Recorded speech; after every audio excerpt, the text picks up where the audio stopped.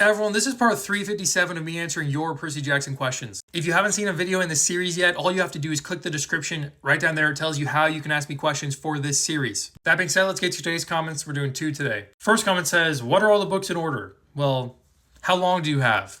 It's really hard to put all the side books and everything in order of reading order. But if you're just talking Percy Jackson books, so first off, if you wanted to read it, you'd read the 5 Percy Jackson books. Then you'd read, I'd probably go with the Kane Chronicles, so switch to the Kane Chronicles, those 3 books, and then read the 5 Heroes of Olympus books, and then read, the 2 Percy Jackson Senior Adventures books, and then read probably the Trials of Apollo series and then the Magnus Chase series. You could probably argue that some of those books need to be interspersed with each other in the timeline, but there's not really a timeline anyway. Rick Riordan has messed up a bunch of stuff in the timeline, so yeah, it doesn't really matter which way you read them. Just read them as combined series. There's no need to intersperse them. All right, let's move on to the second comment of the day. So this one says, can you answer these in part 189? No, I cannot. I apologize. I'm actually almost answering these in double 189, which is crazy that it took me a lot long to get to this comment, but I'm sorry. Hopefully this person is still tuning into all of my videos.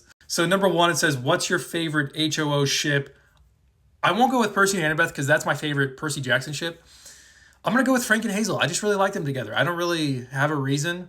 I don't know. They're just cute. Okay, question 2. Since Jason went against that one Titan from the south, Krios, and Percy went against Kronos, who do you think would win in a fight if their Titan was on their team? I've never heard that. That's a good question. So you're saying Jason and Krios versus Percy and Kronos? I'm taking Percy and Kronos. First of all, Percy is more powerful than Jason.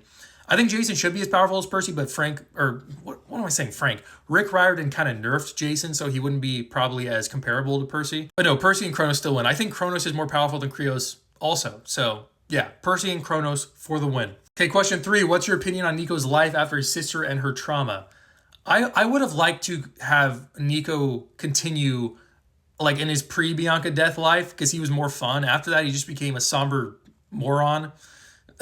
I shouldn't have said moron. Well, he was a moron in The Son of Neptune, if you know what I mean. But yeah, I wanted more of that happy Nico, so I'm sad we didn't get more of that. All right, question 4. What's your opinion on...